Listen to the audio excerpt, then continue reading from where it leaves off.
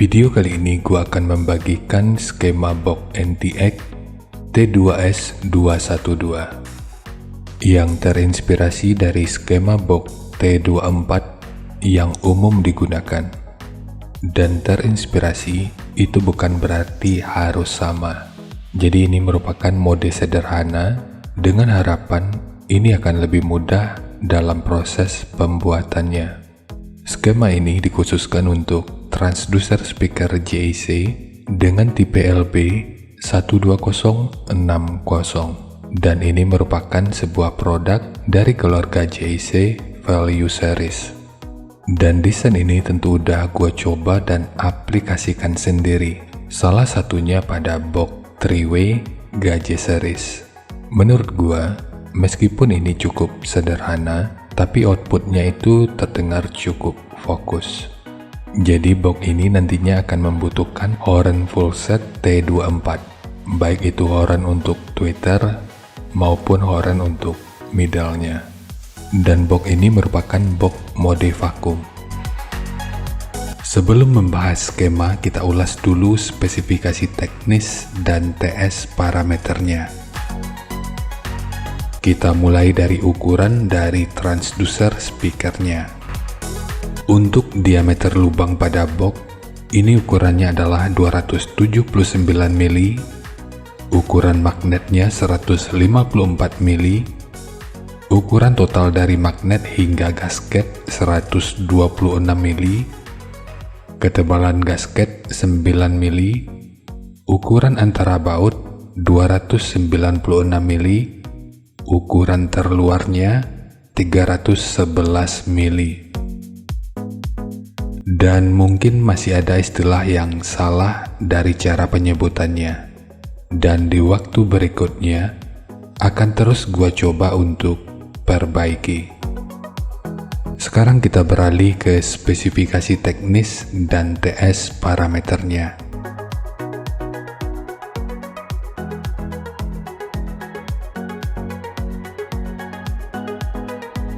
Untuk nominal diameter, ini ukurannya adalah 300 mili atau 12 inci.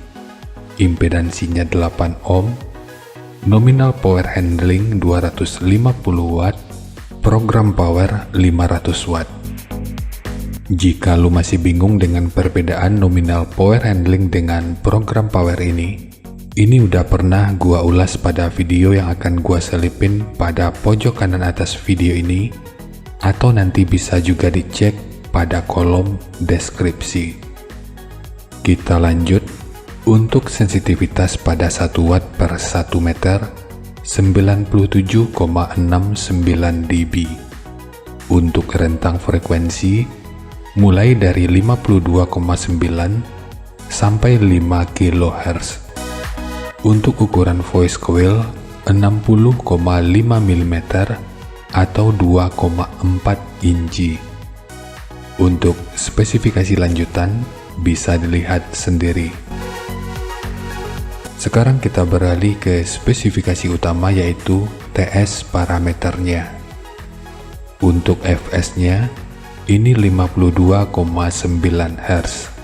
Untuk RE 5,845 ohm.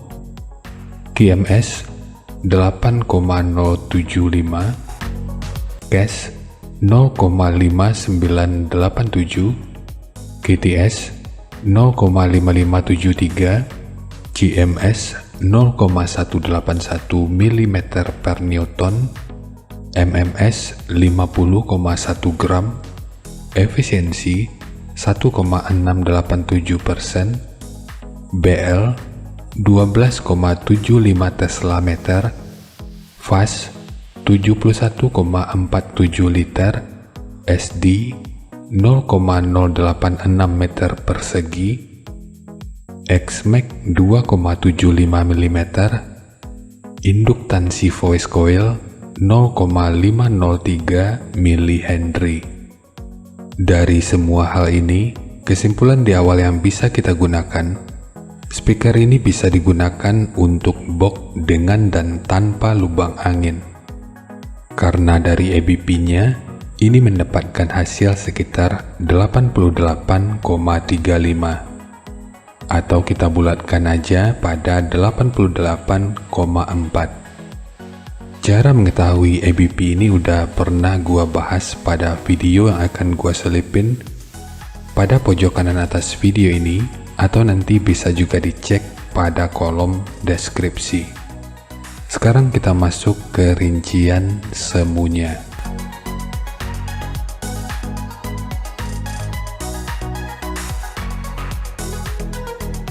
Untuk rincian semu, amplifier yang gua gunakan sebagai acuan di sini adalah 200 watt pada minimum impedansi 6 ohm untuk setiap speakernya.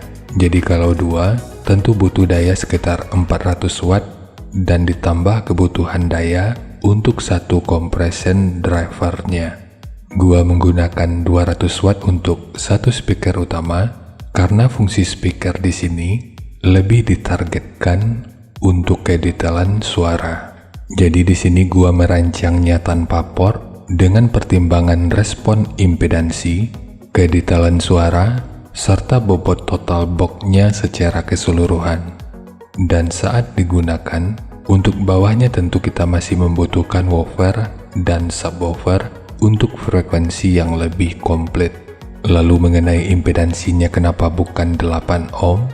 Perlu diingat, 8 ohm itu merupakan nominal impedansinya, dan saat speaker bekerja, impedansinya akan terus berubah tergantung pada frekuensi yang akan diproduksi dan hasilkan. Jadi impedansinya bisa lebih rendah maupun lebih tinggi. Maka amplifier yang direkomendasikan itu adalah amplifier yang mampu menangani minimum impedansi di 6 ohm. Meskipun tentu aja tetap bisa menggunakan amplifier yang cuma mampu di 8 ohm, namun untuk frekuensi yang berada pada impedansi 6 ohm, tentu nggak bisa diproduksi dengan lebih maksimal. Dan nanti semua akan tergantung bagaimana dengan desain crossover pasif dan sistem pengabelan yang digunakan. Maka di sini, gua ambil acuan untuk satu speaker utamanya aja. Dan karena ini menggunakan box mode vakum atau box tanpa lubang angin, maka nilai QTC yang digunakan di sini ada pada nilai 0,892. Sedikit info aja, QTC yang lebih kecil dari 0,7 akan menghasilkan bass yang lebih dalam dan lebih akurat. Namun mungkin terdengar kurang nendang, maka di sini gua merancangnya tentu di atas 0,7. Kemudian QTC 0,7 sampai 0,9. Ini merupakan nilai yang ideal untuk berbagai aplikasi penggunaan. Untuk respon bassnya ini akan terasa seimbang dan cenderung lebih responsif, sehingga akan memberikan kombinasi yang baik antara kedalaman dan kekuatan dari suaranya. Dan poin ini yang gua jadikan target utamanya. Jadi tentu nggak sekedar asal bikin aja. Meskipun gua tahu dalam proses merancangnya, gua masih berpedoman pada teori. Namun teori yang digunakan di sini tentu juga akan terkait dengan TS parameter dari speaker itu sendiri. Terakhir ada QTC yang lebih besar dari 0,9. Box dengan nilai QTC seperti ini akan cenderung menghasilkan bass yang lebih boomy atau kurang terkontrol, sehingga ini tentu bukan pilihan yang tepat untuk menampilkan detail suara yang akurat. Dan menimbang pergerakan X-Max, maka daya amplifier yang dijadikan acuan itu hanya 200 watt aja. Tapi ini tentu aja watt yang terukur, jadi bukan watt yang cuma tertulis di atas kertas. Dan ini ditujukan untuk keawetan dan durasi masa pakai dari speakernya. Tapi kalau desain crossovernya itu tepat, tentu daya tampung ini akan bisa naik. Dan karena hanya 200 watt, untuk puncak SPL-nya, ini diperkirakan mencapai sekitar 113 desibel. Tapi kalau diparalel dengan speaker yang satunya, kalau pengabelannya itu benar dan amplifiernya mendukung, dB-nya tentu bisa naik. Dari yang awalnya itu 113 dB, bisa menjadi sekitar 119 dB. Dan ini tentu belum ditambah dengan dB yang dihasilkan oleh compression drivernya.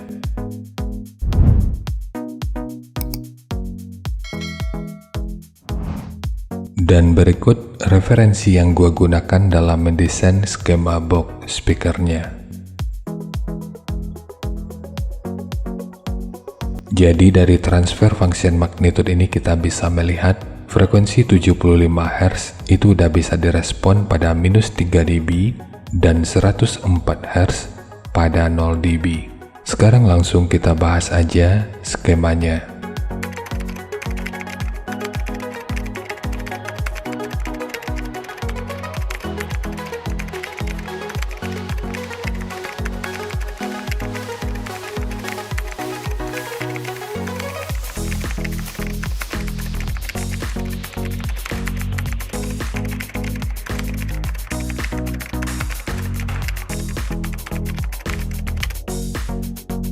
Untuk ketebalan multiplex, ini menggunakan multiplex dengan ketebalan 15 mili. Kita mulai dari tinggi, jadi tinggi box ini adalah 800 mili, panjang ke belakang 620 mili, kemudian lebarnya 400 mili. Yang perlu diingat, ketiga poin ini merupakan ukuran terluarnya. Kita beralih ke ukuran internalnya. Ukuran dari sudut ini sampai ke sudut ini ukurannya adalah 320 mili. Dan antara speaker 1 dan 2, ini ruangannya dipisah. Kemudian untuk triplek dari dudukan speakernya, ini menggunakan 2 lapis. Satu sebagai dudukan utama dari transdusernya, dan satu lagi sebagai penguat dari dinding luarnya. Dan bagian dinding luar ini tentu juga sangat penting. Jadi jangan di skip, sebab peranan dinding luar ini akan cukup berfungsi dalam memperkuat serta meredam hentakan dari output suaranya. Selain dinding depan, dinding belakangnya juga menggunakan triplek 2 lapis. Karena untuk pemasangan speaker, ini dari sisi belakang. Selain itu ditambahkan juga 2 buah sekat dengan ukuran 60 mili untuk meredam hentakan ke belakang, sehingga suaranya itu akan lebih fokus ke depan. Tapi sekat ini sifatnya hanya opsional aja. Kemudian untuk segitiga di setiap sudutnya ini diharapkan mampu mencegah kebocoran dan menambahkan aerodinamika. Dan bentuk dalamnya secara keseluruhan kurang lebih seperti ini. Sementara untuk handle, ini hanya untuk estetika dari penyajian videonya aja. Jadi nanti tinggal lo custom aja sesuai kebutuhannya. Jadi ya segitu aja untuk skema dari box NTX T2S212, khususnya untuk transducer speaker JC dengan tipe LB12060. Jika nanti lo punya link review dan video cek soundnya, silahkan bagikan aja pada kolom komentar agar bisa dijadikan referensi juga buat teman-teman yang lainnya. Terima kasih untuk lu yang udah nonton sampai detik ini. Bagaimana tanggapannya atas bahasan kita kali ini? Sampaikan aja pada kolom komentar, biar kita sama-sama bisa belajar agar lebih baik lagi. Dan seperti biasa, jika lu suka dengan bahasannya, silakan like dan share aja videonya ke teman-teman lain yang sekiranya juga suka dengan topik yang sama. Untuk lu yang udah berlangganan, terima kasih banyak atas dukungannya. Dan untuk lu yang belum berlangganan, jika berkenan bantu subscribe-nya. Dan jangan lupa untuk baca kolom deskripsi dan kunjungi juga tab komunitas untuk mendapatkan informasi dan update terbaru. Jadi segitu aja, dan kita ketemu lagi pada video yang lainnya.